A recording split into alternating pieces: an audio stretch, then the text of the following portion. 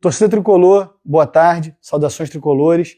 Vim aqui para explicar para vocês rapidamente tudo o que aconteceu essa semana, né, que precedeu aqui o clássico de hoje. Eu vou dividir essa explicação assim, em 8 tópicos muito rápidos, para ficar uma explicação bem objetiva, clara e que para todo mundo possa entender perfeitamente.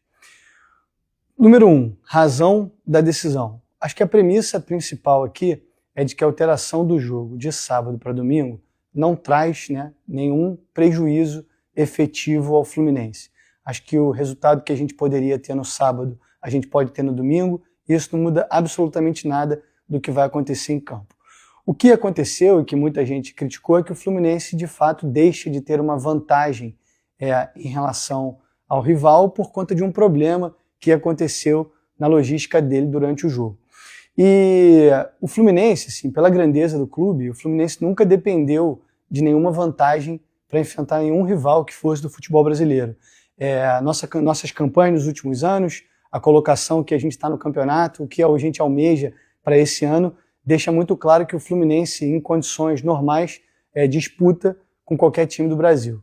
Ponto 2. A decisão final sobre o adiamento da partida, ela é da CBF por conta do manual das competições.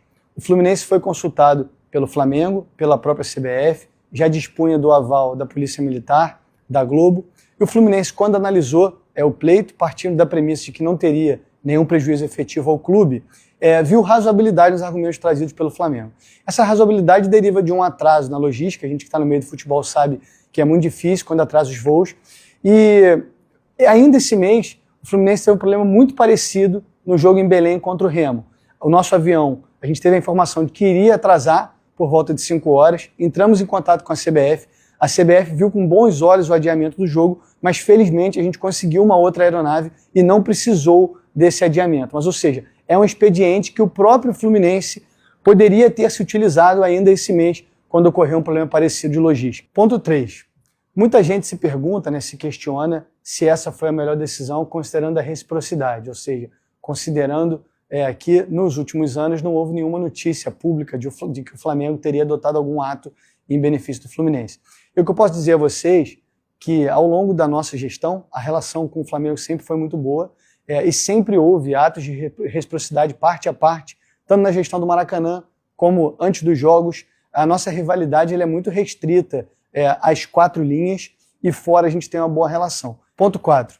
É preciso deixar muito claro também que essa decisão não nos torna refém de quem quer que seja. O Fluminense, desde sempre, agiu com muita independência e com coerência nas suas decisões. Quando era para o Fluminense estar em lados opostos ao Flamengo e a qualquer rival do Rio, ele esteve, assim como quando foi para estar junto, esteve junto. E o exemplo mais recente disso foi a formação da Liga de Clubes, em que o Fluminense se manteve na Liga Forte União, agora Forte Futebol, enquanto os outros 3 clubes do Rio estavam na Libra. E o Fluminense manteve a sua posição firme, mesmo com muita pressão externa, e o resultado foi, de fato, muito bom. O Fluminense tem hoje, faz parte de um grupo hoje que tem o melhor contrato de transmissão de direitos da história do país. Isso é refletido nos números do clube de 2025, e como foi reconhecido, inclusive, pelo próprio presidente do Flamengo. Ponto 5. Muita gente fala da necessidade de profissionalismo, união dos clubes, objetivando o futebol brasileiro melhor, um produto melhor. Mas na primeira oportunidade, algumas dessas pessoas criticam o Fluminense por não ter se aproveitado de uma vantagem em relação ao rival. O Fluminense aqui segue suas decisões com muita coerência, com muita independência e pensando sempre no futebol, desde que, é claro, não traga prejuízo à nossa instituição. Ponto 6. O Fluminense tem o dever de pedir desculpa aos torcedores que foram afetados com a mudança desse jogo. Muita gente que se programou para estar no Maracanã no sábado que não poderia estar no domingo, muita gente que viria de fora do Rio e não pôde vir. Então, em relação a esses torcedores, o Fluminense pede desculpas e vai tomar todas as medidas para que esses torcedores sejam recompensados. Ponto 7. O Fluminense reconhece que não fez uma boa comunicação institucional na quinta-feira e esse é um dos motivos pelos quais eu estou vindo aqui prestar esclarecimentos à torcida.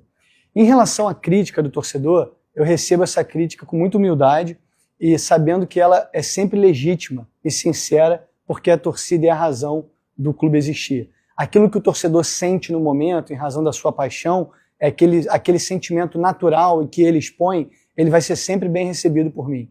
Eu, como torcedor do Fluminense, se estivesse no lugar de vocês, teria tido, sem dúvida, a mesma reação por todas as informações que foram divulgadas. Isso não pode se confundir, porém, com outras críticas que foram recebidas de pessoas que sequer torcem para o Fluminense e que não têm nenhum objetivo de proteger o clube ou a sua torcida e que se aproveitaram desse momento para tentar criar o caos, para tentar criar mais ruído entre o clube e a sua torcida. Ponto 8. Eu queria pedir à torcida tricolor que confie, que apoie e que abrace o nosso time. Nós montamos aqui um elenco bastante competitivo, nós vamos brigar por títulos esse ano, mas para isso precisamos da nossa torcida. Precisamos estar lá todos juntos, apoiando o Fluminense em cada jogo, em cada vitória, em cada dividida. Por isso, torcedor tricolor, vamos ao Maracanã hoje. O Fluminense está disputando a liderança do Campeonato Brasileiro. Eu posso acertar, eu posso errar, isso vai da opinião de cada um, mas isso hoje não importa mais. O que importa é que hoje tem jogo, o que importa é que hoje tem Fla-Flu. Precisamos de todos juntos, unidos, para a gente conseguir essa vitória. Saudações tricolores, Matheus Montenegro.